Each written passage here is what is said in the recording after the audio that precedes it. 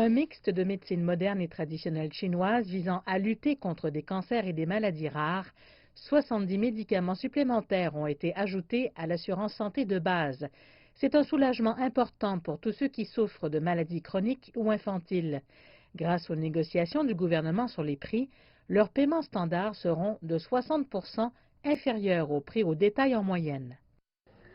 Les très anticipés médicaments PD1 de stimulation du système immunitaire pour lutter contre les tumeurs et les traitements oraux pour l'hépatite C entrent pour la première fois dans la liste.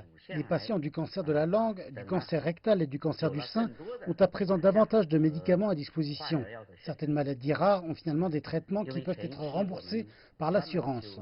La Chine a commencé ses négociations de prix avec les compagnies pharmaceutiques en 2016 pour obtenir des prix qui soient acceptables à la fois pour celles-ci et pour le Fonds d'assurance médicale.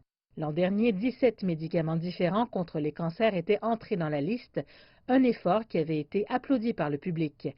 La plupart des médicaments ajoutés cette fois-ci sont assez récents, certains ayant été mis sur le marché l'an dernier. Une compagnie pharmaceutique mondiale basée en Suisse a permis à 2 médicaments pour le cancer de rejoindre la liste au travers des négociations.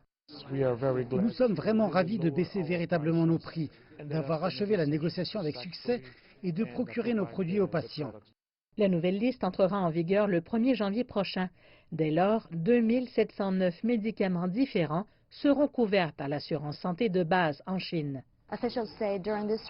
Les officiels ont dit qu'à l'issue de ce cycle de négociations, les médicaments importés affichent les plus bas prix du monde.